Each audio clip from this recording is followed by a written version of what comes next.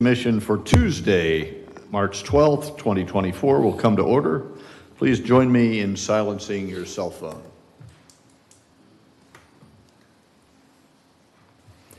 Madam City Clerk, please call. Vice Here. Commissioner Hartman. Here. Commissioner Martin. Here. Commissioner McGurk. Here. Thank you.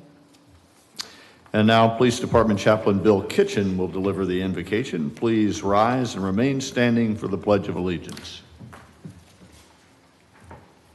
Father, once again, we have the privilege as a free country that we can come together and we can make decisions. Father, I thank you for the people who are up here on the dais, that they've stepped up to serve. Make their agenda the same as yours, Father, that they will be in sync with you.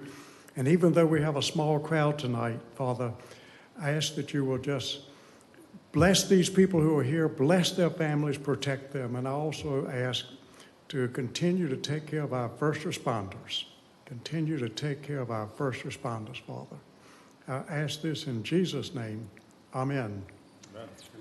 And now please remain standing while City Engineer Kyle Fegley will lead us in the Pledge of Allegiance.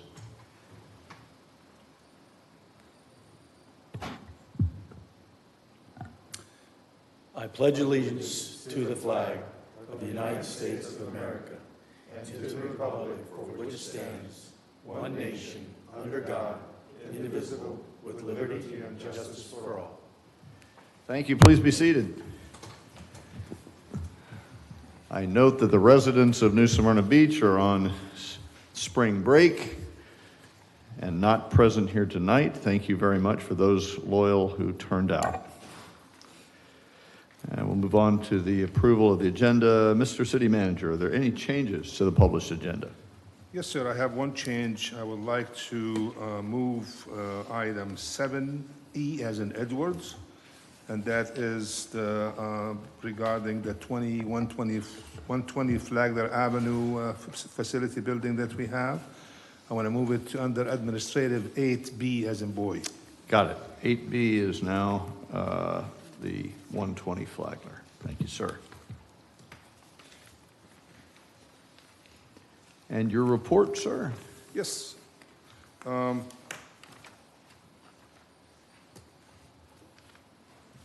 did attend a meeting with the parking consultant along with the assistant city manager and some of the staff members. Currently, our consultant, he is on the data collection mode and as well as the app research. So it seems like he's on schedule. And again, it's the process from the beginning to end. It's about 8 months, but we'll give you an update as soon as he gives us some report. We'll report back to the commission. Also, you and Commissioner Hartman and the Assistant City Manager attended the HOA meeting at Venetian Bay. Obviously, it's an issue out there, and we'll continue to work with a couple of HOAs out there and also with residents trying to find exactly what the issue is and come up with an action plan, a resolution. I know that Commissioner Hartman is heavily involved with this, and we keep discussing with him. So as soon as I'm supposed to be meeting, hopefully with the transitioning HOA, and as soon as I do meet with them, I will update the commission on the findings. The staff held a public meeting for the North Atlantic Drainage Project. And speaking about that, we have received, the mayor has received phone calls and also text messages from Representative Chase Tremont. And we received a letter from Senator Tom Wright regarding the 3 projects we submitted through the Appropriation Committee. The 3 projects have moved from the House and the Senate. So right now it's under the governor's review. So hopefully, if we don't get vetoed down, we will have the 3 projects approved. And that is the 3 generators, or the 1 generator for the 2 buildings for the Live Oak and the City Gym, and the other one is for Babe James. This is post-hurricane or post-disaster.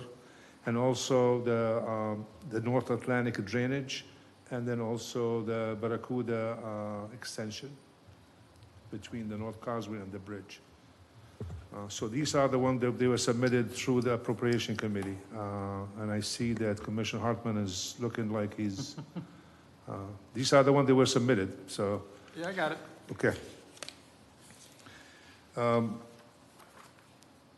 The mayor and I and Commissioner McGurk have attended the Team Volusia annual meeting that was held in Daytona last Thursday.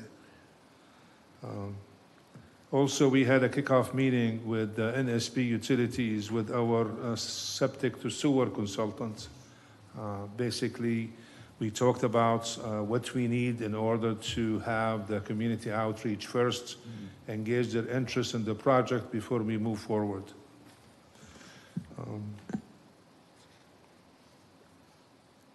The Women's Club RFP is what's due at 5 o'clock today, and I know that she had one bid before 5 o'clock. I have not spoken to her after that, so I'm not sure if Ron has.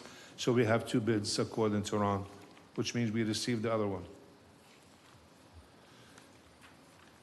The Volusia County Emergency Management will hold a town hall meeting at the library on May the 29th, and that's for hurricane preparedness. So it's an information. And also they will hold what's called Integrated Emergency Management course, and that is for staff and elected officials if they like. So that is between April 15th and April 18th. It's a whole week. You don't have to attend the whole week, but if you are able to attend some of it, I think would be beneficial to you. Regarding public participation, I gave you a copy of it. There is some answers that required quite a bit of explanation from the consultant and the airport manager. So I'm going to have the airport manager call some of these people that they spoke to, mention to them, specifically the one that they have an issue with. They mentioned that there is some laws in the federal law that we could shut the airport down. So we will reach out to them and kind of explain to them what we have. And this is from the consultant as well. So most of the public participation was regarding the airport's noise. With that, Mayor, I'll be more than happy to answer any questions you might have, whether on the public participation or the city manager report. Thank you, sir. Any questions about any of the report from our manager? Seeing none, we'll move on to public participation. If there are any citizen who would like to speak to the commission, we'll have an opportunity to take 3 minutes. The protocol is this is a monologue by you, not a dialogue between you and the commission, so we won't be answering questions. However, the city clerk and the city manager are taking notes, and so if we have the need to get back in touch with you, we'll certainly follow up. And you could tune in next city commission meeting to hear what the city manager's results were. You'll have 3 minutes. You'll see a light come on. Green light means you can start with the 3 minutes. You'll have a yellow light at 1 minute, and you'll be done at the red light at the end. Mayor, if I may, Yes, sir. can I just go back? Because Yep. there's few things that I was going to mention and I forgot to mention. Okay, sir, you'll have 3 minutes to... Yes. No, just go right ahead.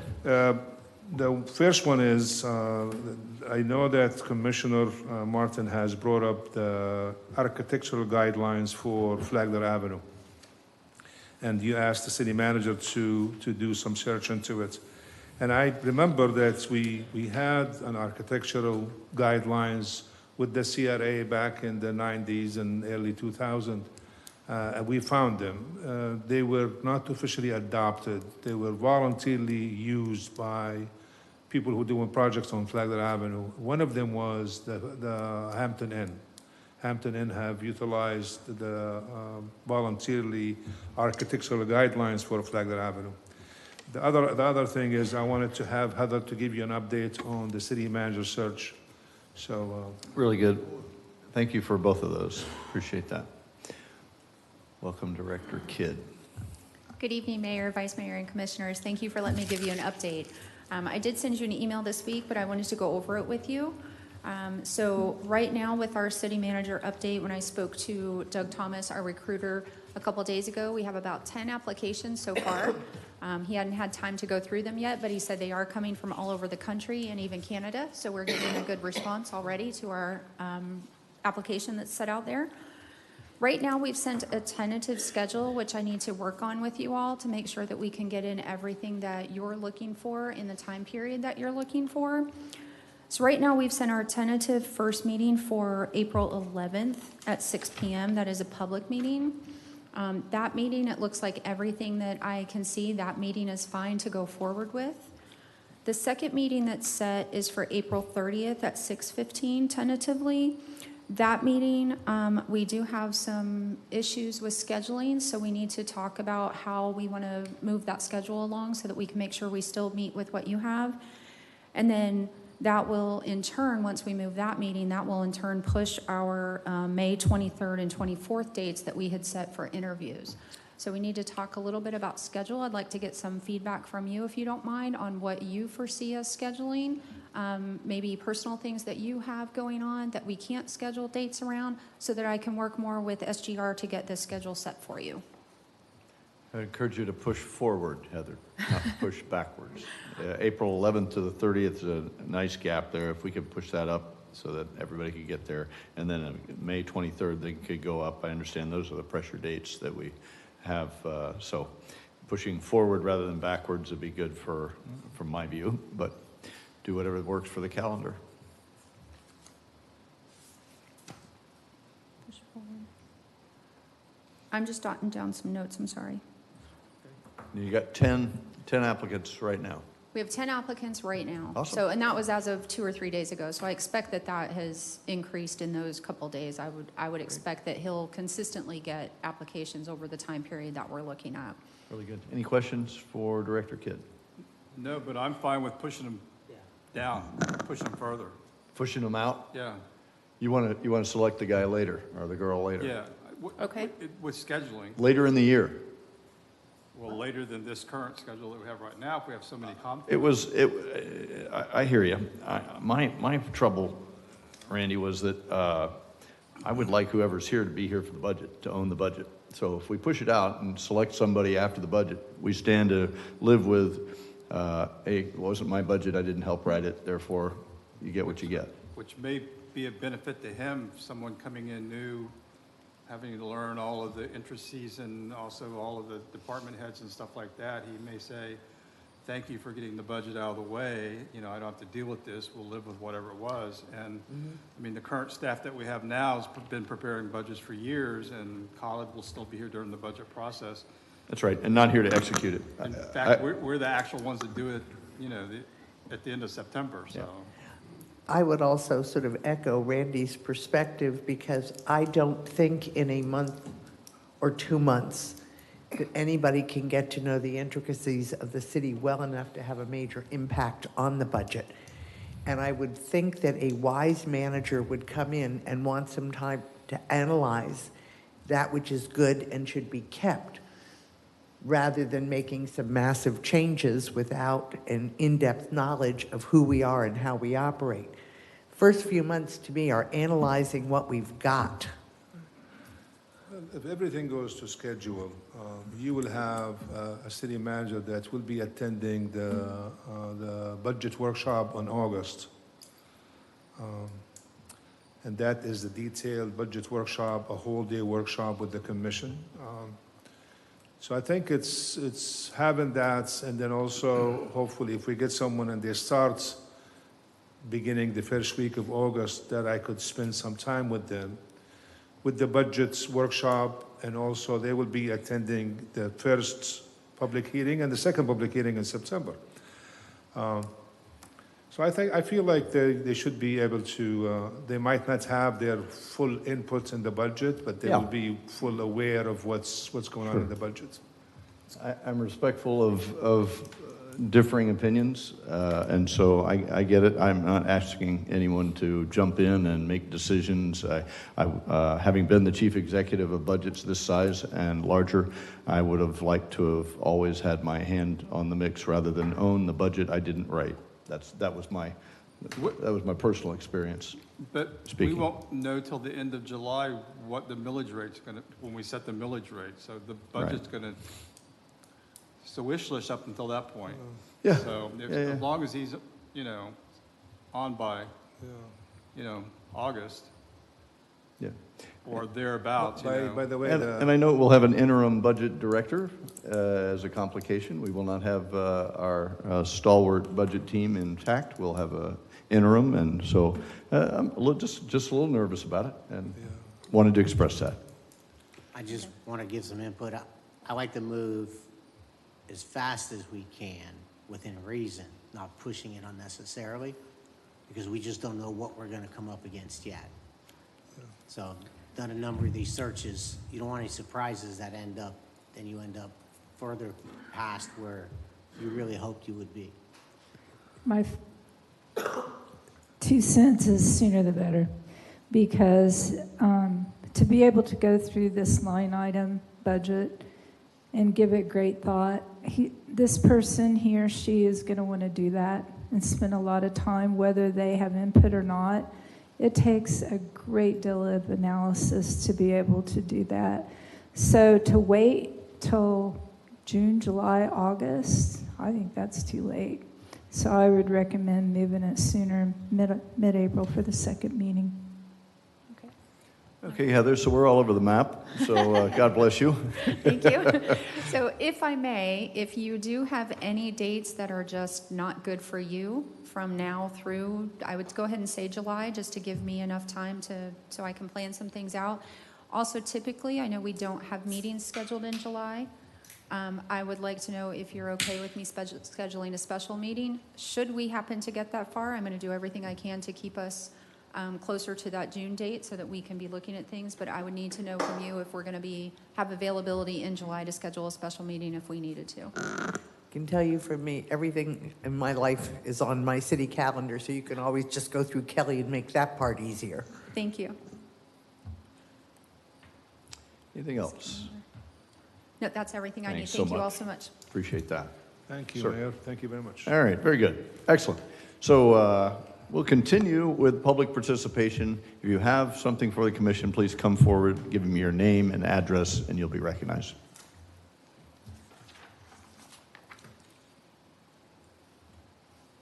Good evening, ladies and gentlemen. Leon Geller, 15 Richmond Drive.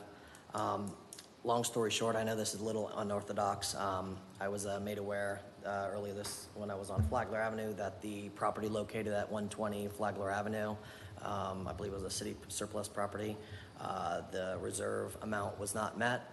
I understand I might be after the time limit, and I understand, big boy rules, but I just wanted to go ahead and present an offer.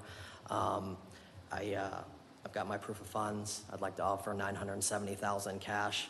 I would need like a very small due diligence period. I've already kind of ran numbers just by walking around the outside of the building. It'd be a total investment of $1.4 to $1.6 million to start immediately. Cash deal, nothing attached to it. The only caveat is, and obviously I should have been in here during the time frames, I just had things come up, no excuses, but the only caveat is I do have another property under contract out of town. However, I'd love to put another business here in the town I grew up in, so if there's any way, like I said, I've got my proof of funds, I'd like to be able to put that in. If not, understandable. Thank you, sir. Appreciate it. City staff will be in touch for sure. Yes, sir. Thank you very much. Where do you want to put the proof of funds? Just hand it to the city clerk. All right, thank you. Anyone else for public participation? Good evening, Bob Cooper, 114 Via Duomo. My comment really is regarding, I've heard the word budget about 10 times in the first 2 minutes I've been sitting here. So it's regarding the city manager's position.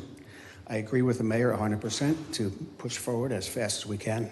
I've been involved in a huge number of hiring, and I find that a lot of curveballs present themselves at the 11th hour. You never know where they're coming from. You could have a possible candidate decide to back out of the job position within hours or days before the position starts. Also, I probably should have done a little bit of research, but I was wondering if the hiring of a city manager is included in this year's budget. and whether or not transportation, housing, relocation costs is also included in that figure. That's it. Thank you. Thank you for your time, sir. Appreciate your comments. Anyone else for public participation? Seeing none, public participation is now closed, and that's a record. Mayor, if I may, I think one of the comments I need to respond to with the first comment, the offer for 120 Flagler, and as you know, on the item, it's coming up under 8B. The commission has to reject the bid that we received, and it has to go out to rebids, and then he will be able to submit his bid at that time. So I just want to make sure that It's on the record. Yes, sir. Thank you so much. Okay, let's move on to consent agenda. Is there any item on the consent agenda that any member of the commission would like to pull other than item 7 Echo? Yeah, hold on, I got something. Go right ahead, sir.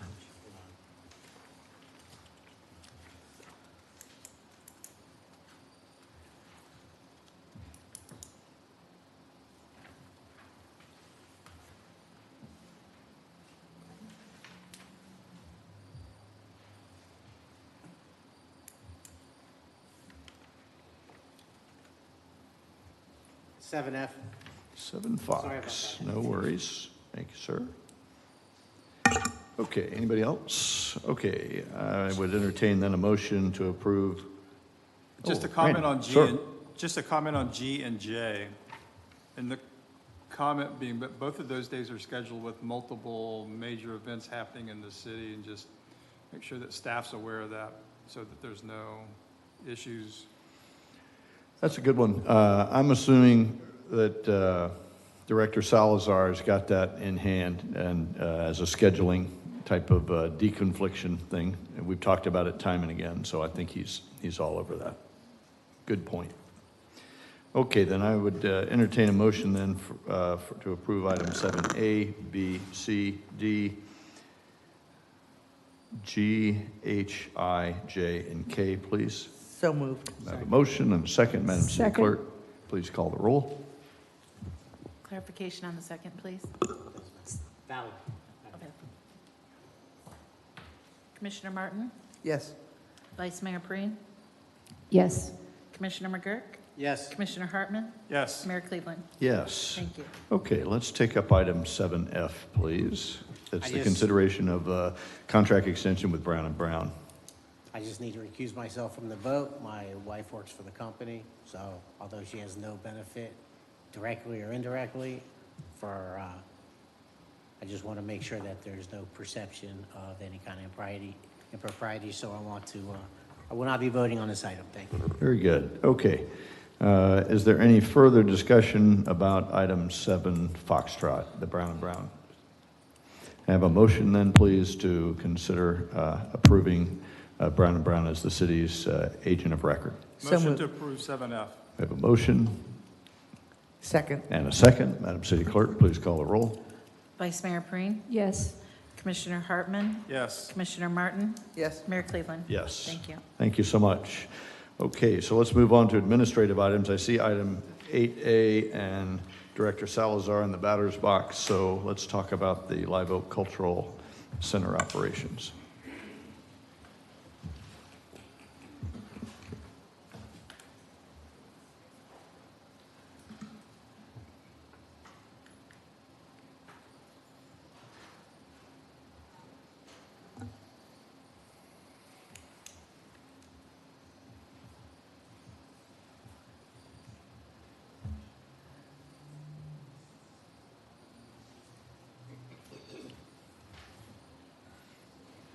Okay.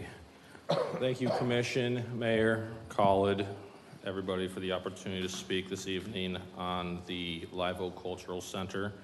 My goal tonight is just to give you some information. I'm not looking for direction. This is more of a not a conversation, just informative briefing.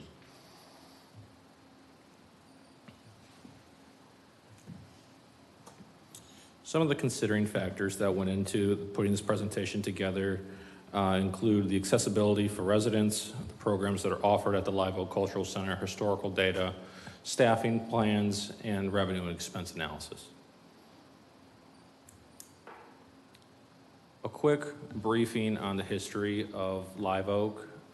The center was opened in 2019. It was funded for construction through an ECHO grant through Volusia County. The grant was awarded in part due to partnerships with the ACA and the Council on Aging of Volusia County. The Council on Aging operates the center Monday through Friday, 8 a.m. to 4 p.m. The city operates the building after 4 p.m. on weekdays and Saturday and Sunday. The city provides a quarterly stipend to the Council on Aging of approximately $6,875 quarterly to assist with operations and programming.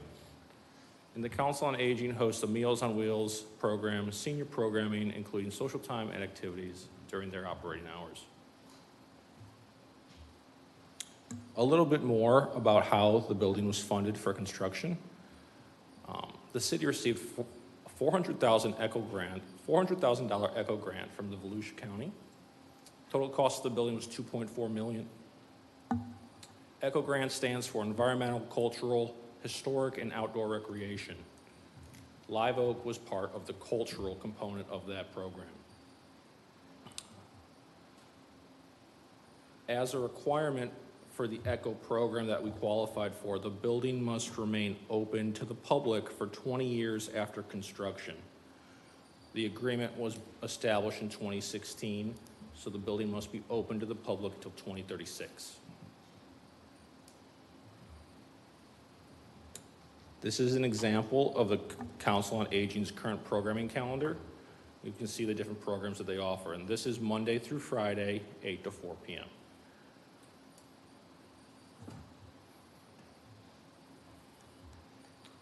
Another example of the program we offer and was part of the ECHO component, the Atlantic Center for the Arts offers programming there as scheduled through the department.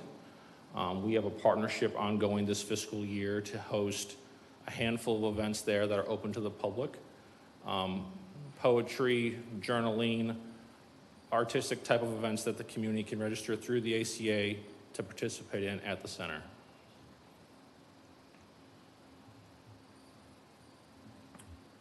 Revenue and expense, let's get into that a little bit. Over the last 3 fiscal years, the revenue from rentals at the facility has increased. This past fiscal year, the back end of fiscal 23 and the front end of 24, we went through a building maintenance issue where we had a large amount of mold that we had to go through the remediation process with, where the building was closed for approximately 5 months. That issue was largely a factor of issues with the existing air conditioning system.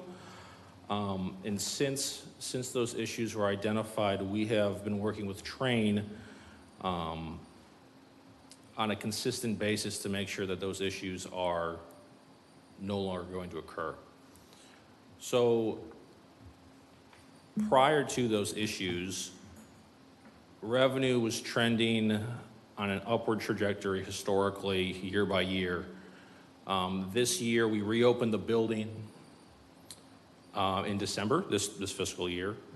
So we're about 4 months into reopening, and these figures are probably about a month old. This PowerPoint was supposed to be presented at the last commission meeting, so the revenue numbers may be a little higher, but that gives you a rough estimate of where we are.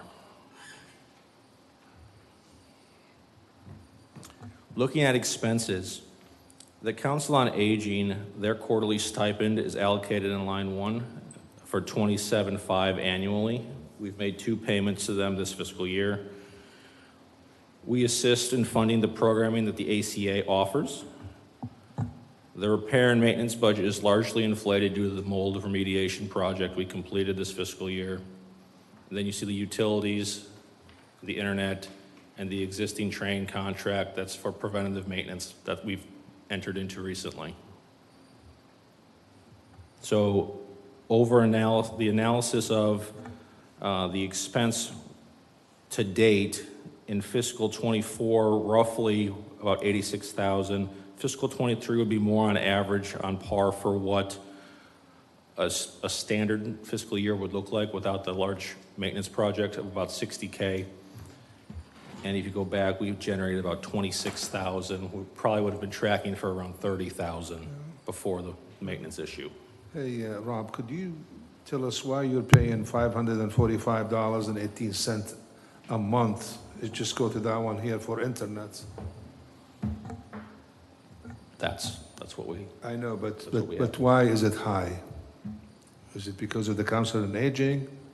I'd have to dig into that further. That's a good one. I just wrote it down as you said it. That was that- Commissioner Martin. Yikes. asked that question. Okay, we can certainly get that information for you. I'll talk with Thomas as well in IT. It occurred to me, if you signed on to every streaming service offered, I'm still not sure you'd make $545 a month. Sure. Yeah, I can look into it more and find out what specifically we're paying for. Absolutely. And it probably includes the phones as well, the phone service too. Most likely. I think it's through Spectrum, so I'll get an answer. The current rate structure for rentals. So Live Oak, the only revenue stream we have currently is through rental opportunities. The building is not staffed by city staff, so our only potential stream for revenue is outside of the COA's operating hours, so after 4 o'clock and on weekends for rentals. So this slide, I know there were some questions on the hourly rate previously. So the hourly rate that it's illustrated is a hypothetical hourly rate of what it would be based off the daily rates that are in place, just as an example to see for when I proceed to the slide for what I'm proposing. Okay, so you are proposing that we do have an hourly rate? Yes. Thank you. Yes. So similar to the Brannon Center, when COVID came, the city entered into a promotional rate campaign to drive reservations up. And we are still in the promotional rate fee structure. What was being charged for the daily rate pre-COVID is listed as the daily rate on the current slide. My recommendation would be to at least go back to the daily rate with some additional opportunities that I'll illustrate further.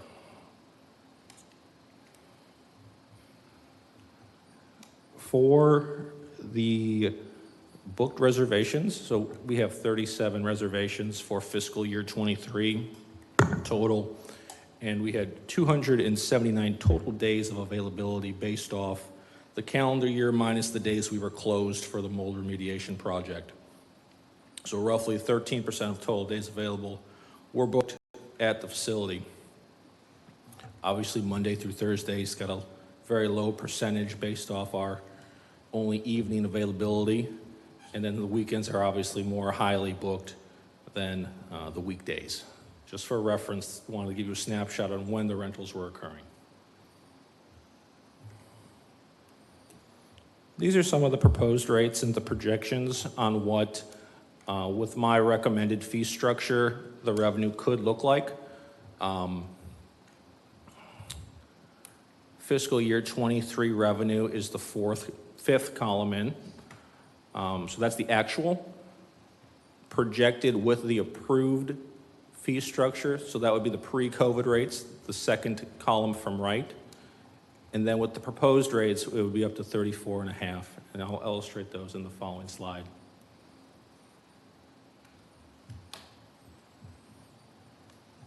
So these are the proposed rate structure that I'd like you to consider. Again, not looking for direction this evening, just consideration and information. In the middle column, you'll see the hourly rate on what we're proposing per hour. And we did some research with staff and compared other similar facilities locally and what made sense for our operation and came up with these figures.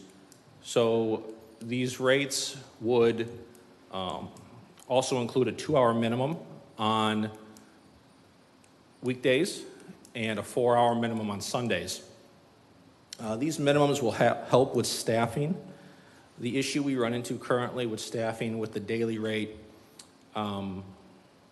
the schedules are from 10 a.m. to 10 p.m. So we're staffing for 12 hours at a time, and that leads to overtime. That leads to really rigid schedules during the week to accommodate that 12-hour shift that somebody's got to cover. So instituting the minimums would help us make sure that the rental patrons are actually there for those hours. So sometimes, for example, if you have a 10 to 10 rental currently, you may show up at 1 p.m. and we have staff there for 3 hours in advance, and they're just twiddling their thumbs waiting for the rental to occur. So that's one of the big reasons why I'm proposing the hourly minimum and the hourly rate. The details illustrated on the bottom with the nonprofit rate available Monday through Thursday and the 10% discount for New Smyrna Beach citizens and businesses, those are the same benefits offered at the Brennan Center that we previously approved with this commission a few months back. So I would like to offer those same benefits at Live Oak to be consistent. Why should we change the rates? Increased rental opportunities, greater flexibility for rental scheduling, improved accessibility and availability, and improved staffing hours. Some further considerations, how to drive potential revenue streams. Again, the rental volume and rates. We've looked at homeschool classes and programs. We've had some interest from the public on those type of program opportunities. Exercise classes. And one really unique aspect that I think may be an opportunity but would require some approval from you would be bingo. The COA offers bingo daily, or not daily, but during the week.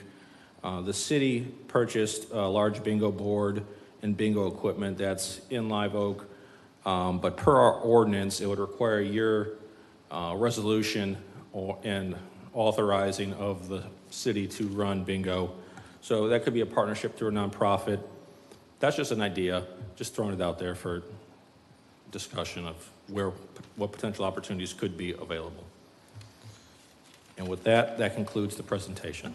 Great Questions? informational brief. Appreciate the advice of that and your interest in having us consider this.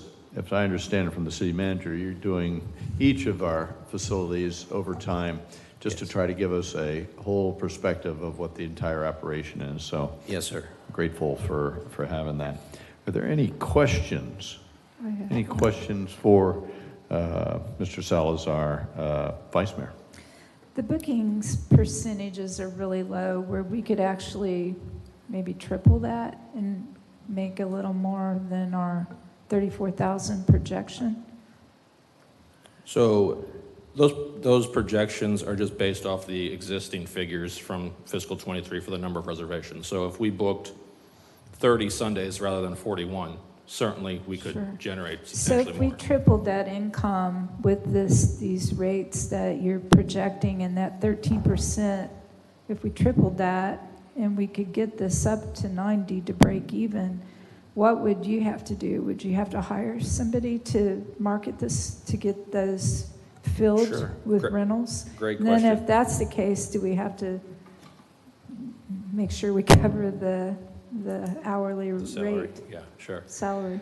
To answer that question, to promote and market the facilities similar to what we do at the Brannan Center we have we have a manager and a coordinator who promote, market, show, program at the Brannan Center. I would need some type of designated staff at this facility.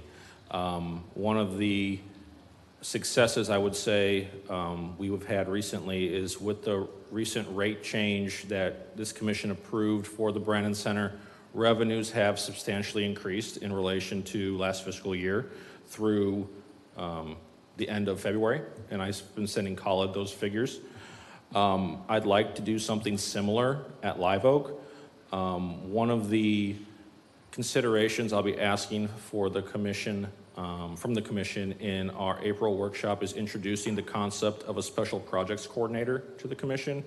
And what that would entail would be marketing, facility promotion, social media, programming, special projects like initiatives or, focus groups, things along those lines, where I don't have that specialized staff currently in my tool belt. And I think this would fit into the realm of something I would assign towards I that love individual. that idea. What if can you allocate this person to each of these, like Live Oak, Brannon, a portion of their wages so that we can get this up to break even? Sure, we certainly could do that. That would be something to work on with finance, absolutely. It'd be wonderful. Thank you. Any other questions? Just You have a question? Yeah, just a quick one, and it's not directly from this, but I was just wondering, do you know if COA has any Votran connection? So many of our seniors wouldn't have transportation to Live Oak Cultural Center, and I wondered if they had looked at any Votran I don't connection. know specifically offhand, but I don't know if Evelyn is here. Evelyn, are you here? Hi. Do you have any connections to Voteran? So some of your seniors are able to get in. Thank you. Thank you. And I just want to be careful where, when we talk about adding things on, we want to make sure that we don't lose money faster, and to make a really good accounting of what our expenses are. Really good. Thank you. Thank you, ma'am. Commissioner McGurk. Thank you, Mayor. Is the staff we have at the Brandon Center, does the one Brandon Center keep the staff busy enough, or is there any way they can cross over and run and look after the two buildings, do the same marketing for both buildings? I would recommend against doing that. When I came on board, Brandon Center was managing Live Oak. The staff at the Brandon Center was managing Live Oak, but since then, due to the volume and increased programming and increased volume in rentals and increased what I'm asking for and driving for staff for, I would prefer hardly to have a specialized staff. If we really want to go where we want to go, I think that would be the best avenue to get there. Okay, my one thought, if you want to get a lot of bookings for it, is put a pickleball court in it. That would definitely do it. I'm only kidding for all those people who are going to say McGurk wants to put a pickleball court in Live Oak. It's a joke. The Anybody assistant else? city manager was going to have a tournament there, so it wasn't a kidding. I mean, we're working on it. Oh, Sheepers. Okay, very good. So I look forward to hearing the other centers and your other places of where you're going to do a deep dive like you've done today. Is marvelous. It's not the intent of the city to try to make profit off of everything we do. We recognize that we're a service organization for the residents, but we want to, I think, be mindful of what expenses we do have, and across the market basket of services that we do offer, some things will make money and others will lose money.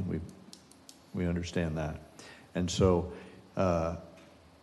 will you come back again at some point and formally ask for permission on each of these and take inputs and what have you? Is that the plan? Yes, that's the plan. All right, wonderful.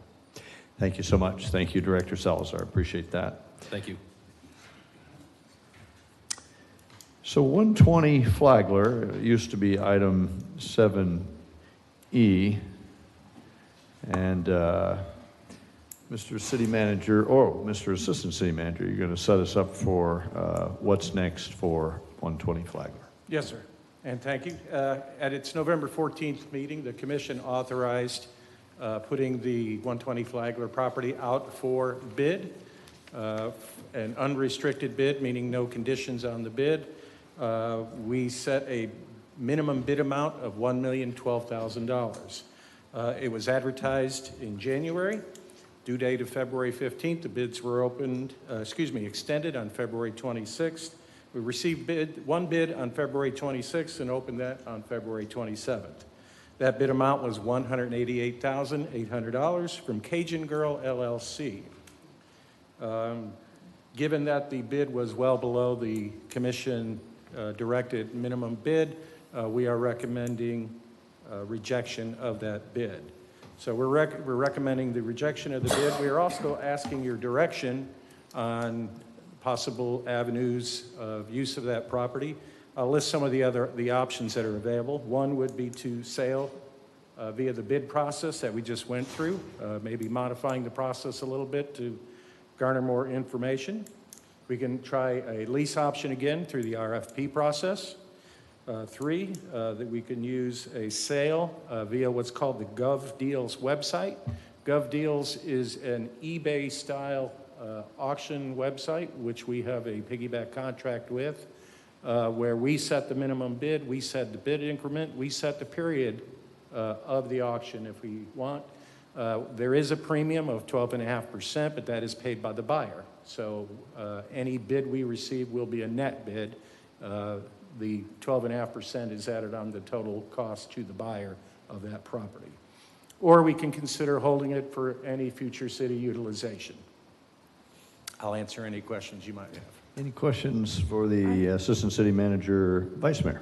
I have some comments. I looked online for all the commercial sites to find this 120 Flagler Avenue, and I can find it listed anywhere. So it's pretty much invisible to the public. Unless they drove by this building and saw the for sale sign or went on the RFP site, they would not know that this building is for sale unless you're a local or, actually driving by the building. So one of the things I'd recommend, one of the largest commercial websites for commercial properties is LoopNet, and it's $70 a month, and you can cancel it any time. And there's a lot of free local commercial websites as well.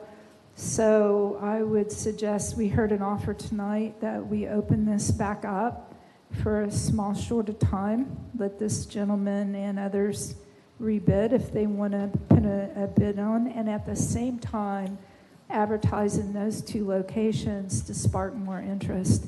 And the length of time I'm flexible with, but I just feel like it wasn't advertised at all for the public, so that we need to do that and actually get a better feel.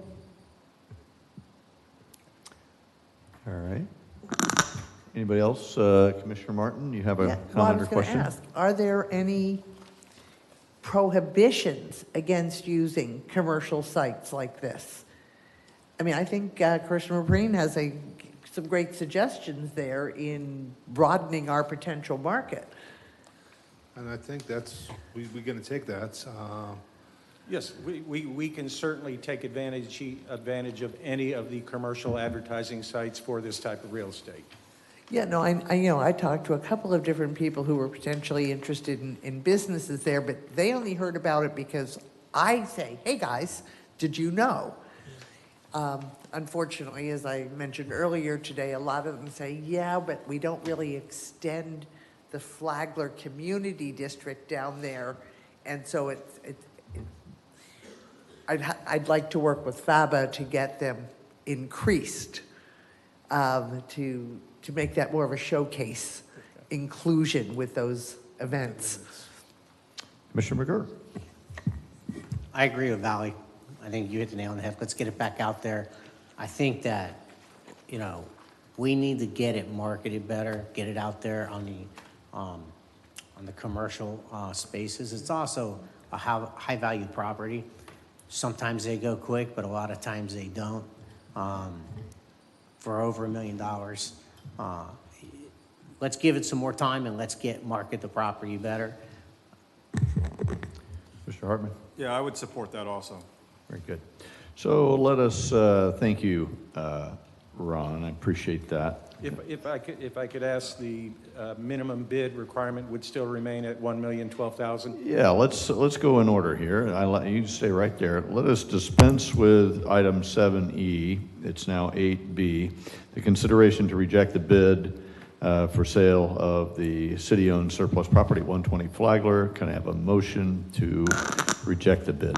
So moved. A motion. Second. And a second. Madam City Clerk, please call the roll. Mayor Cleveland? Yes. Vice Mayor Breen? Yes. Commissioner Martin? Yes. Commissioner Hartman? Yes. Commissioner McGurk? Yes. Thank you. And now, Ron, school us on what you would like the parameters to be of the open if we seem to have some building interest in reopening a bid based on the vice mayor's idea. Where would you have it?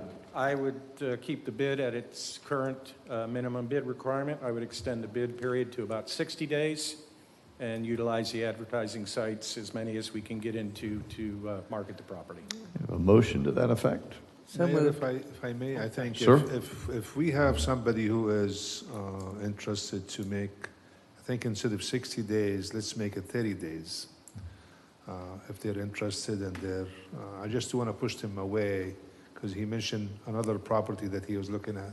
Yes, I agree with that. Let's go with 30. Then we could relook at this after 30 and then maybe put it, or vote on the auction site.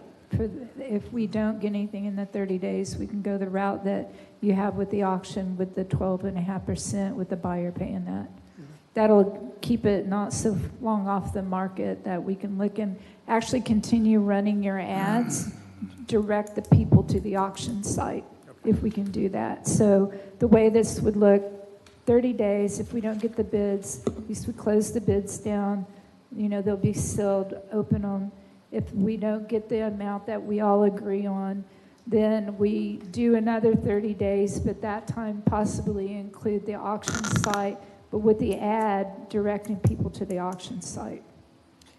And then that's our 60 days, but then we can incorporate more advertising with the auction. Mr. Rashadat? Yes. No, just, 30 days with the idea that if we feel like we need to extend it, we could extend it, which we have extended in both of them. I think that gives us flexibility.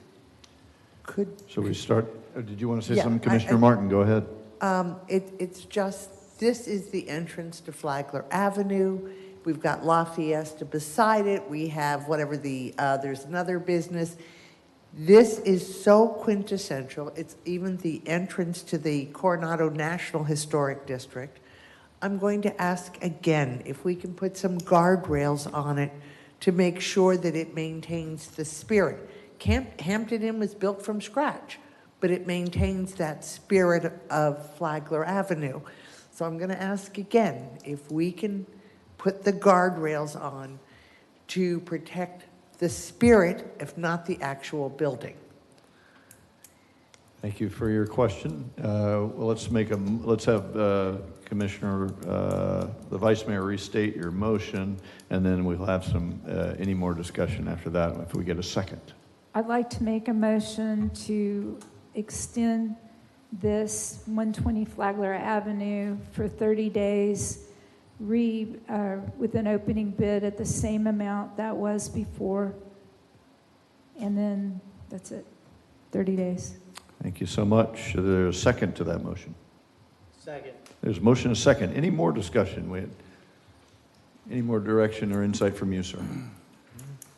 Mr. Assistant City Manager, any other commissioner have a question? Commissioner Hartman. If we're going to reach out to a commercial site to do the advertising, should we not also reach out to a couple of commercial? I mean, we have appraisals, but if we talk to anybody that's in the commercial real estate business to, discuss whether or not are we realistic with what our appraisals are coming back, so I would rather leave that part of it out of the motion and just let the city manager, the assistant city manager, meet with the gentleman, see what his intentions are, and we can go from there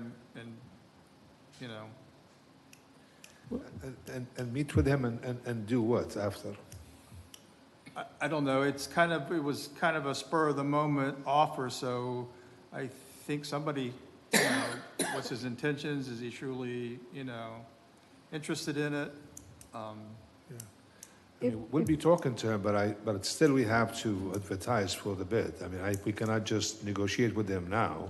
Right, but do we not want to check with some commercial real estate realtors to say, are we realistic in our $1 million price tag, or should we be more around the 900,000, 980 price range? Do you know anybody? I mean, certainly don't want to lose money on what we've. What did we pay, $975? Right. Okay, let's let each of us finish and we can go in order here. So it gives us options. That's all I'm saying. A question about the price paid. Do you know Well, that? I assume sir? that we paid $975 for it, and property values have gone up fairly dramatically since then. So I am very reluctant to go below what we paid for it when property values have gone way up, yeah. Yeah, I didn't say go below, it's just in the 980s, 990s, that range. Any more discussion? There's a It's motion. going to Yes, be ma'am? what the market bears. So, you know, the two appraisals that we have are appraisals. So we're going with the average of those. And you can ask anything you want, but you might not get it. It's going to be, if we put this out there, we're going to get bids again, and they're going to be sealed, and then we can accept or reject. But I think the motion, the only thing I left out is, I don't know if we need it, is that we need to advertise on the LoopNet commercial. So I do need to amend that motion to make sure it's included that we approve to advertise in commercial, LoopNet, or any other commercial advertising. I wouldn't go with the commercial realtor at this point because then commissions are involved. So I would say 30 days isn't that long. Let's give that a try and then go from there to see what we get for still bids.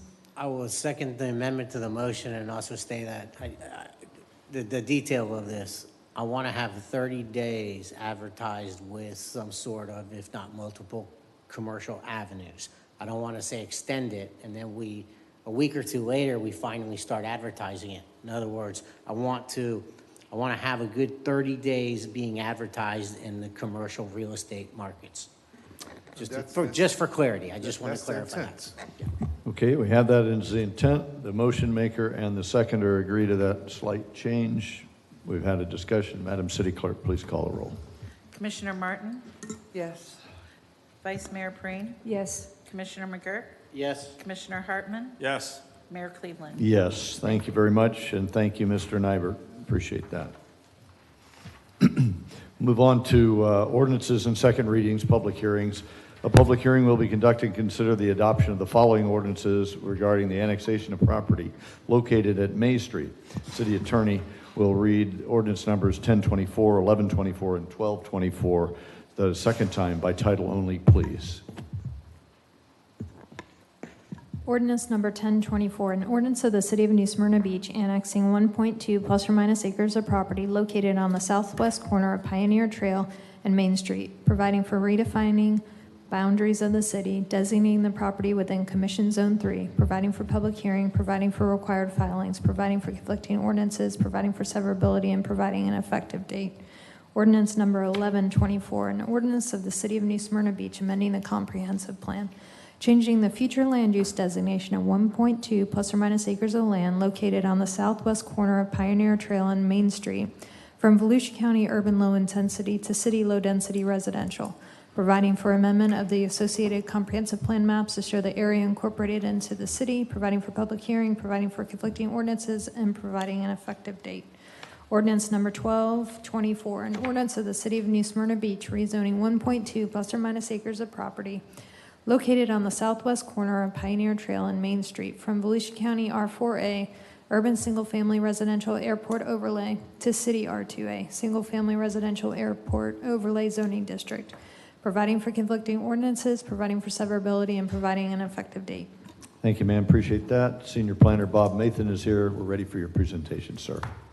Yes, sir. So the property owner has requested a voluntary annexation, a small-scale comprehensive plan amendment, and rezoning from a Volusia County future land use designation of urban low intensity with a Volusia County zoning designation of R4, urban single-family residential, with an A attached for the airport height notification zone, to city future land use designation of low-density residential with a city zoning designation of R2, single-family residential, with the A attached for the airport height notification zone. The site contains approximately 1.199 plus or minus acres. It is located on the southwest corner of Pioneer Trail and Main Street with access to May Street. So at its regular scheduled meeting back on February the 5th, 2024, the Planning and Zoning Board voted 7-0 to recommend the City Commission to approve the requested overall annexation application. Staff also recommends approval of the annexation, small-scale comprehensive plan, and rezoning for the property on Main Street. And that's a summary of the staff report, subject to any questions that the commission may have. Any questions for the senior planner? Thank you, Mr. Mathan. Appreciate that. We're going to open a public hearing. If there are any citizens who wish to speak on this matter, please approach the podium. You'll be heard. Seeing none, the public participation is closed. The City Commission will now consider the adoption of each ordinance separately. Is there a motion to accept ordinance or adopt ordinance number 1024? Motion to adopt ordinance 1024. Is there a second? Second. Madam City Clerk, please call the roll. Commissioner Hartman, Yes. Commissioner Martin, Yes. Vice Mayor Preen, Yes. Commissioner McGurk, Yes. Mayor Cleveland. Yes. Thank you. Is there a motion to adopt ordinance number 1124? Motion to adopt ordinance 1124. Second? Second. There's a second. Madam City Clerk, please call the roll. Commissioner Martin, Yes. Vice Mayor Preen, Yes. Commissioner McGurk, Yes. Commissioner Hartman, Yes. Mayor Cleveland. Yes. Thank you. Thank you very much. Is there a motion to adopt ordinance 1224? Motion to adopt ordinance 1224. Second. And a second. Madam City Clerk, please call the roll. Vice Mayor Preen, Yes. Commissioner McGurk, Yes. Commissioner Hartman, Yes. Commissioner Martin, Yes. Mayor Cleveland. Yes. Thank you. City Attorney will now read ordinance number 1324, please, for the second time, by title only, please. Ordinance number 1324, an ordinance of the City of New Smyrna Beach contracting the city's boundaries to exclude approximately 1.2 plus or minus acres of real property generally located south of 2692 Glen Drive for failure to meet the criteria of Florida Statute 171.043, providing for redefining boundaries of the city, providing for public hearing, providing for required filings, providing for conflicting ordinances, providing for severability, and providing an effective date. Thank you, ma'am. Mr. Mathan, your report, sir. Yes, sir. So the property owner is requesting a voluntary contraction from the City of New Smyrna Beach. The site contains approximately 1.18 plus or minus acres. It's located on the south side of a neighboring parcel that's addressed as 2692 Glen Drive. The property owner currently has a future land use of low-density residential and a zoning of R1, single-family residential. The property owner's request to de-annex or contract from this parcel from the City of New Smyrna Beach back to the unincorporated area of Volusia County. Such a property is south of a property owner's current homesteaded property that's located at 2692 Glen Drive. It was purchased in conjunction with the homesteaded property. The current property owner's homesteaded property is located within the unincorporated areas of Volusia County and has a county zoning designation of rural residential. That allows for personal farm animals that would include horses and/or cows.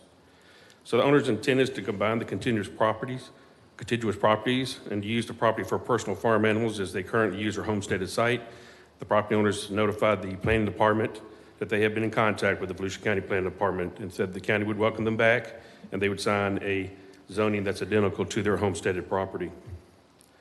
The property owners wish to combine the two parcels may be a future petition to annex an actual larger parcel back into the city with favorable zoning to keep those animals, since the city and the county currently has an interlocal service boundary agreement that established the future city limits in the area and would allow for this property to be re-annexed into the city.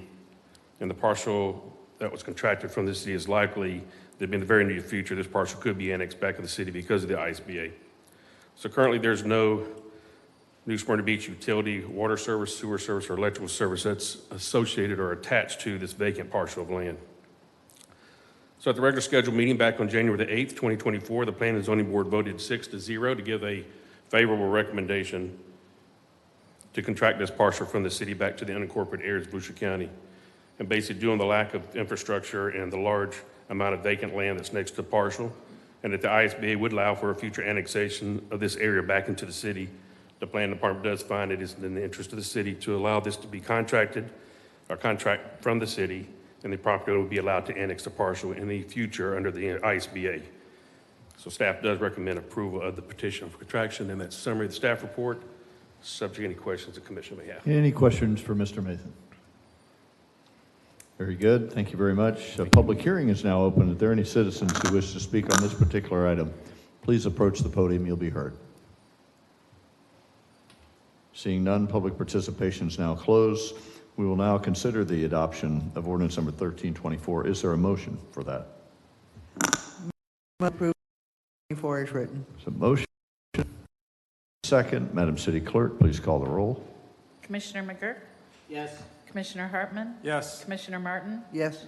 Vice Mayor Preen? Yes. Mayor Cleveland? Yes, Thank you. motion 1324 has been adopted. And now to 1424, the city attorney, please read the ordinance by title only for the second time. Ordinance number 1424, an ordinance amending the City of New Smyrna Beach Comprehensive Plan, changing the future land use designation of 3 ± acres of property generally located on the South Trail west of Williamson Boulevard from city agriculture to city commercial, providing for amendment of the associated comprehensive plan maps, providing for public hearings, providing for conflicting ordinances, and providing an effective date. Thank you, ma'am. Mr. Mathan, your report, sir. Yes, sir. So as shown on the location map, the area shaded in black is the location of the requested small-scale comp plan amendment. A survey was provided showing the existing location of the buildings and the driveways. The current zoning is BPUD, which is a business plan unit development. It does have A attached for the airport height notification zone. The current future land use is agriculture, and the proposed future land use would be commercial. The existing future land use of agriculture of this property, which is located on the south side of Pioneer Trail, west of Williamson Boulevard, it does contain about 3 ± acres of land, and it's in the proximity of newer residential developments, a FP&L substation, and possible future expansion of Williamson Boulevard, and maybe possible expansion of the I-95 interchange. The BPUD was approved by Volusia County back in 1996, but since the surrounding properties at that time had a future land use of agriculture, this property remained with that future land use. So the property was annexed into the city back in 2005, and the city accepted the current development agreement and that BPUD zoning. And as part of the annexation application, the future land use was changed from a county agriculture to city agriculture because at that time, most of the surrounding properties also had a designation of agriculture or environmental service corridors future land use. So as you can see on the map that's on there, that is from 2005. Since then, the surrounding properties have had a future land use change to sustainable community development. But because that future land use is for large projects, staff recommend that the future land use would be changed to commercial. So the applicant has interest in to expand his current business, and under the current agriculture future land use, the floor area ratio is limited to 0.10.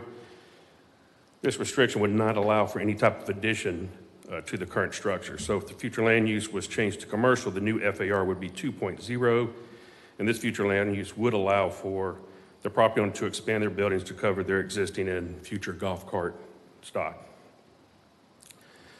The comprehensive plan does provide guidance on future land use changes. The following is a list of objectives in the comprehensive plan that could support this proposal.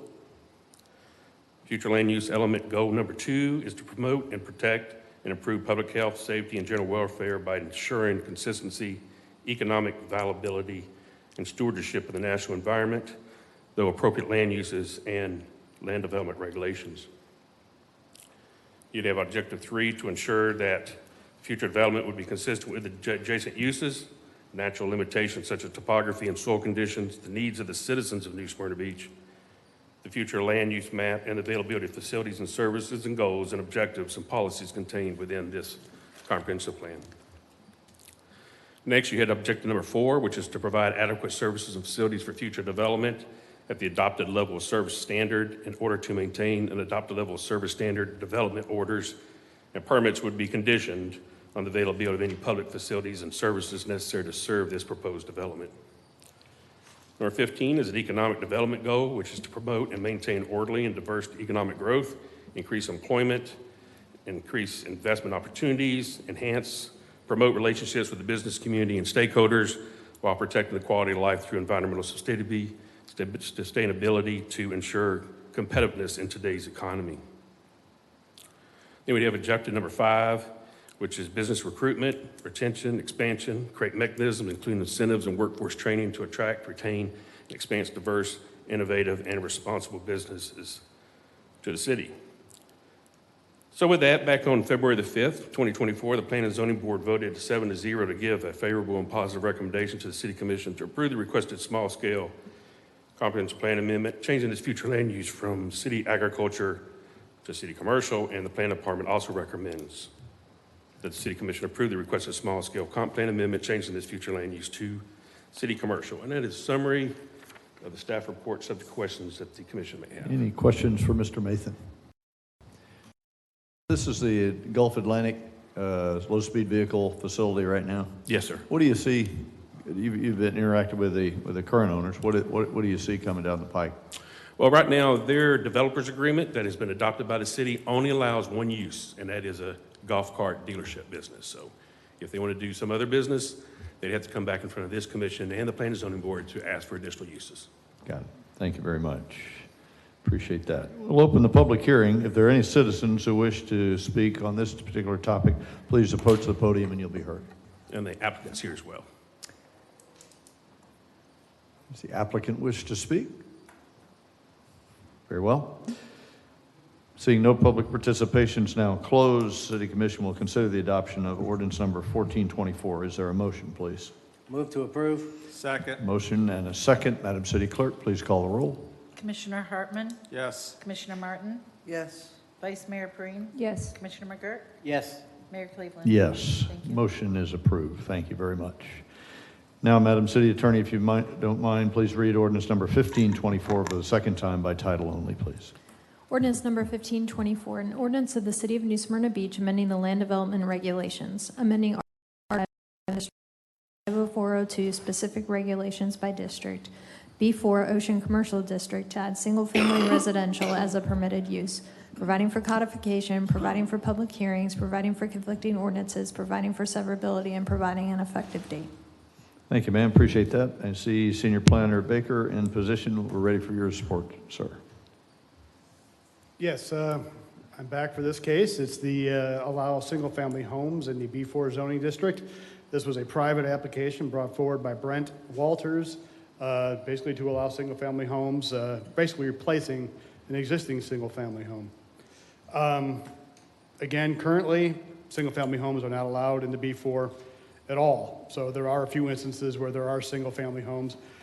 The subject property that caused this basically is becoming dilapidated. They wanted to rebuild it. They couldn't, and they are privately paying for this application to allow them the chance to do this.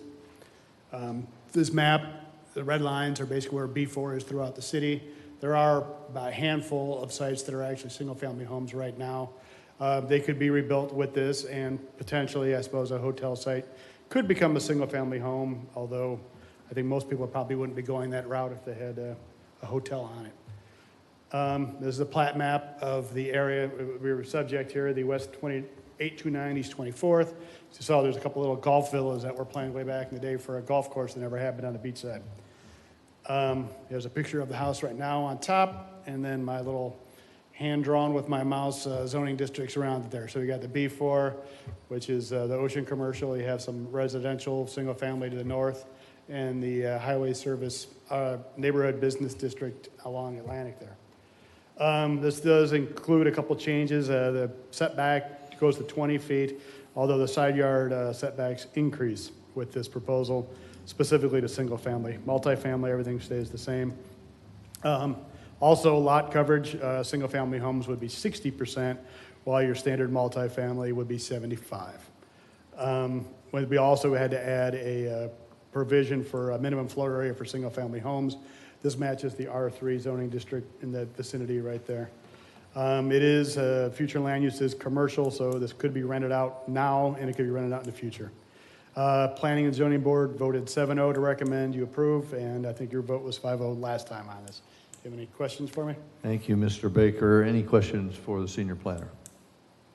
Appreciate that. We'll open a public hearing now. If there are any citizens who wish to speak on this matter, please approach the podium. You'll be heard.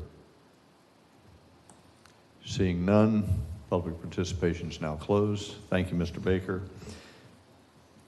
The Commission will now consider the adoption of ordinance number 1524. Is there a motion for approval? So moved. A motion and please call the roll. Commissioner Martin, Yes. Vice Mayor Breen, Yes. Commissioner McGurk, Yes. Commissioner Hartman, Yes. Mayor Cleveland. Yes, Thank you. motion carries. Thank you very much. We have no first readings for ordinances. And now on to item 11, which is commissions and boards. It's the Building Trades Examining Board. Madam City Clerk, your report, ma'am. Yes. Good evening, Mayor, Vice Mayor, and Commissioners. We have a board that is up, we have 3 members that had terms that expired on January 1st, 2024. Frank Dalton, Heidi Hales Walker, and Arthur Von Bulen have completed their first term. All current members wish to be considered for reappointment consideration. We have advertised this specific board that is mostly made up of design professionals, contractors, building industry representatives, and we have not received any applications, but I didn't want to postpone this any longer. Those members can serve until replaced, but I figured we'd waited long enough, 2 months, without having any additional applications. So tonight I'm asking for your consideration to reappoint those 3 members. They have not had any attendance issues. They have contacted us in terms and alongside our ordinance for board absences that are excused. So they've done that. There's only been 1 unexcused out of all 3, so pretty good track records. Any discussion? My only discussion, and I know Carrie was looking at this, in my experience of all the times I've gone to the building trades meetings,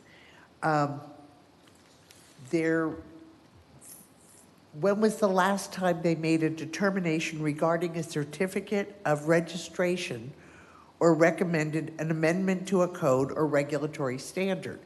Every meeting and every agenda I've read has been about condemnation, whether a building can be saved or whether it needs to be destroyed. And so one of my thoughts, and I had checked earlier today, was whether we could reword the description to more accurately discuss what we're doing at that board, on that board. But I know that there are some state caveats, so I don't know whether we can reword it or not.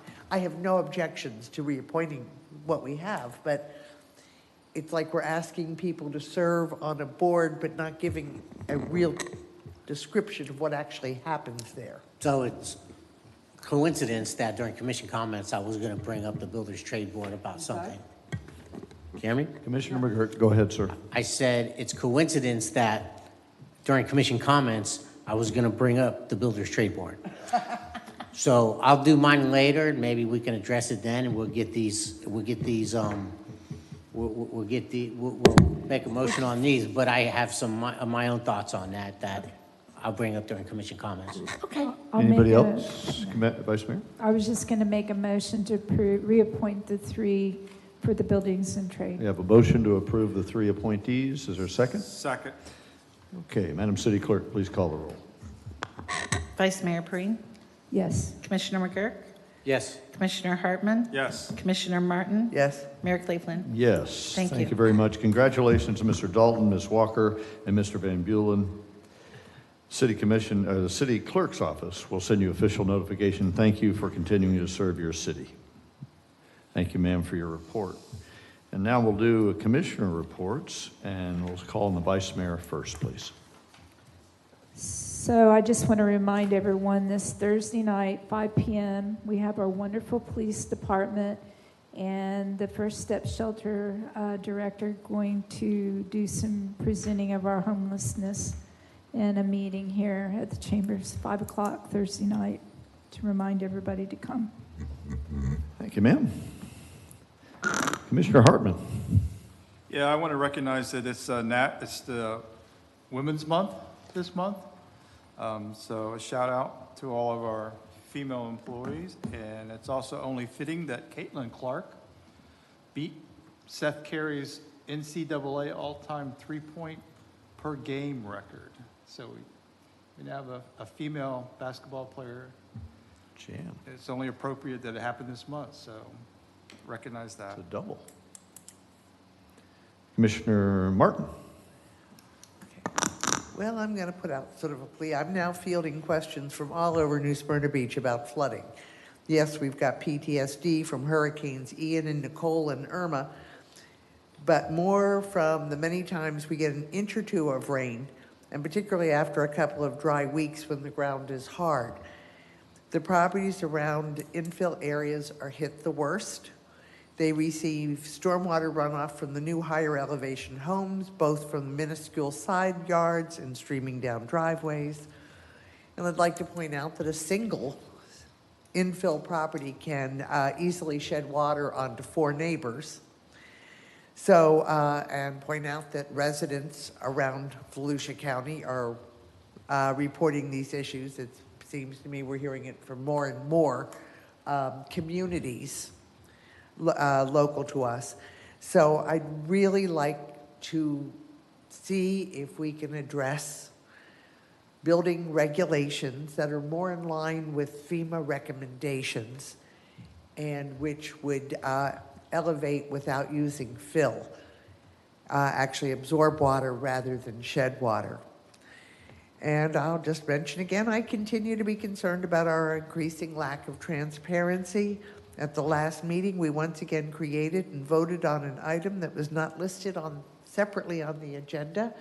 And I'd like us to be more cognizant of making sure that the business that we do here is open to the public, that they have appropriate notice and can be involved if they so choose. And thank you. Commissioner McGurk. Okay.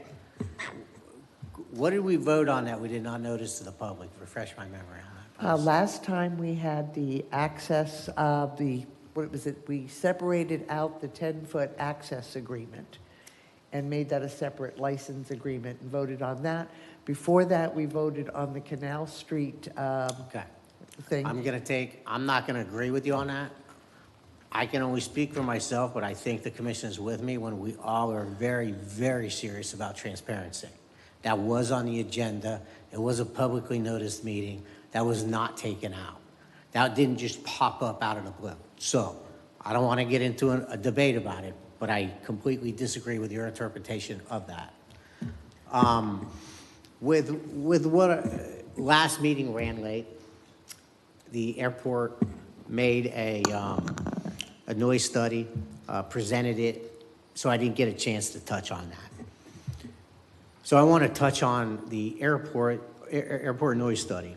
I'm not going to get into the study itself, but what I do want to make very clear about this is the airport doesn't have a noise problem. The only debate is whether or not the airport has a specific use, in particular at the airport, that creates some issues. I can say that roughly 80% of all flights in and out are one use.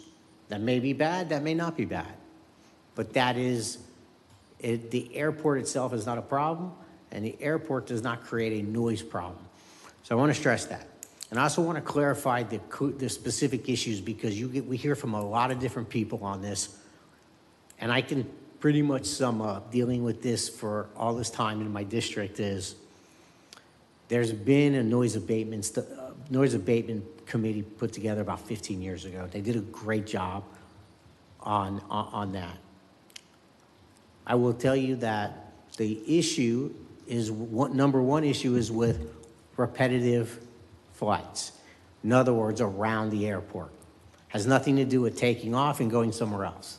Has to do with a repetitive use, which could include touch and goes, where they come around, they take off, fly around the airport, touch the tires to the tarmac, and then keep going. Some sort of emergency type maneuver that they learn.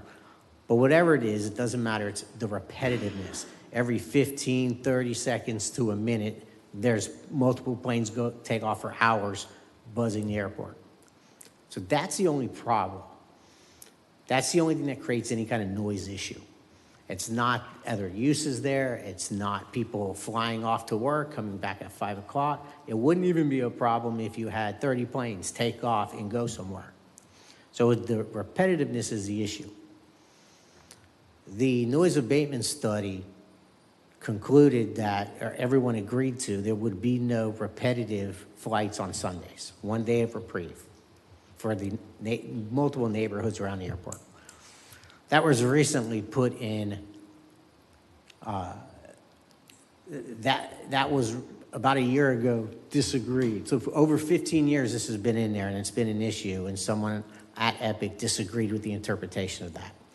It was ironic because over 15 years, we've all been talking about it, and they said, that's just touch and goes. That doesn't include repetitive flights around the airport. The other issue is holidays. So I can tell you that the vast majority of all the issues can be summarized as if we do, if Sundays, if there's no repetitive flights on Sundays, that doesn't mean anyone can take off from the airport and go somewhere. It's just not the specific repetitiveness of every 15 seconds, 30 seconds, every minute for hours. National holiday when everybody's home. So Sundays and holidays, what do they have in common? Everybody's usually outside enjoying their patio, their deck, their pool, whatever. So, again, I want to try to simplify and summarize what the issue is. Not everybody's going to agree with me. There are always going to be some outliers, but I have met with enough people to tell you that it's simply repetitive flights, and if we can get the flight schools to refrain from repetitive flights, I'm not saying don't fly on Sundays or holidays, just don't do repetitive flights. I think it really is that easy. Out of all the complaining, if we dealt with those specific issues, I think the vast majority of the complaints would go away. So that's what I want to say about the airport. Builders Trade Board, Lisa brought up. So I've had this theory. I agree with Lisa completely that the Builders Trade Board is one of these boards that doesn't do a whole lot. There's a lot of times they don't meet. I have, for many years, had contractors come to me complaining about the building department this or the planning department that. There always seem like there's this disconnect. So I've often thought that, why don't we use the Builders Trade Board as a sounding board? We appoint contractors to it already. We can point more contractors to it. And this way, we create a liaison in the contracting business between this board, contractors, the building and planning departments.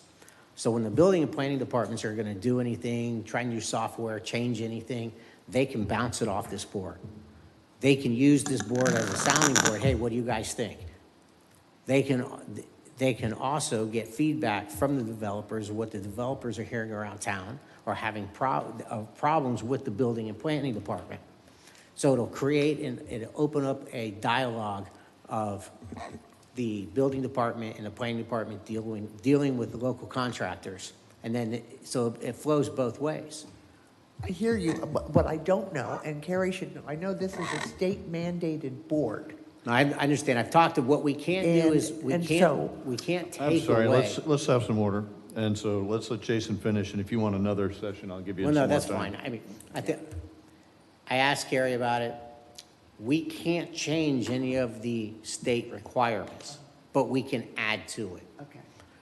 So I don't want a decision on this tonight. I just wanted to throw this out there, introduce the idea to you, to create some sort of dialogue between the contractors, city staff, and the contractors can also, on the board, can also then help facilitate information to their contractor friends and their subs, since they all work together so much. It would be an easy way to facilitate information. Thank you, Mayor. Any more on that, Commissioner Martin? No? No, Carrie and I had also had a discussion, and so I think we've covered it. Okay, excellent. Thank you. I had the opportunity to attend the Advent Hospital unveiling of their Da Vinci robot. It's a significant medical technological advance for our community. We will be on par with many of the country's leading medical facilities with this Da Vinci robot tool.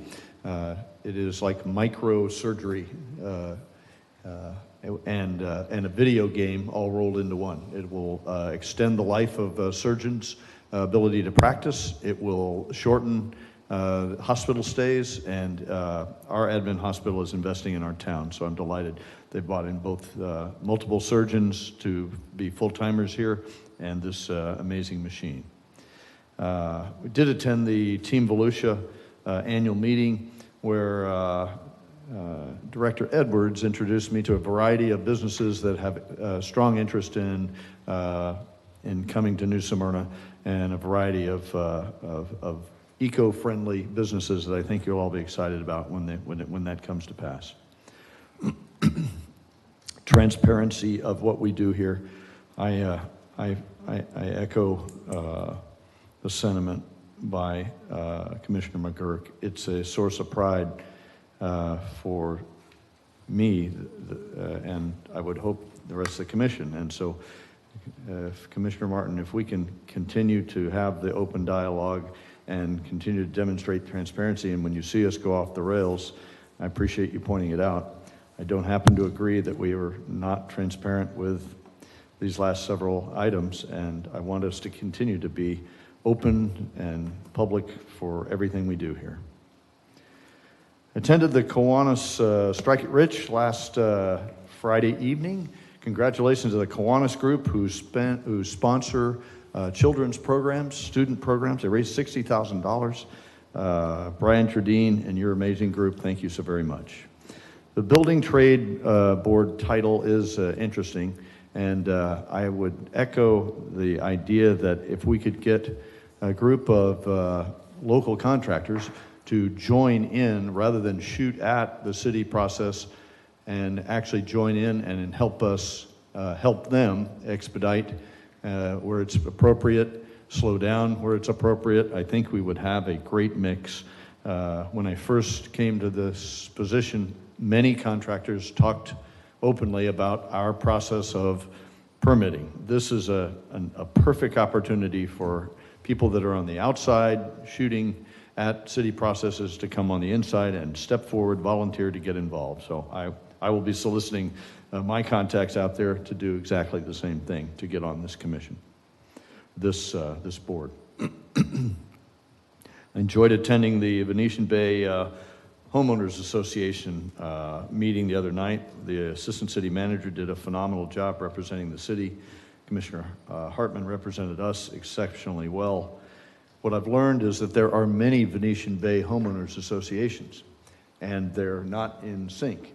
And so our city manager has agreed to step forward and try and get a consensus so that speaking with one voice and making sure that we're not at cross purposes is underway. So I think he's going to have an outreach to all of those HOAs so that they will come together and meet and understand what each group is doing, so that we can not do herky-jerky work, but do logical progress toward an issue that Commissioner Martin's hearing a lot about, which is the flooding, and flooding all over town, but certainly flooding out there. Big deal. Our airport.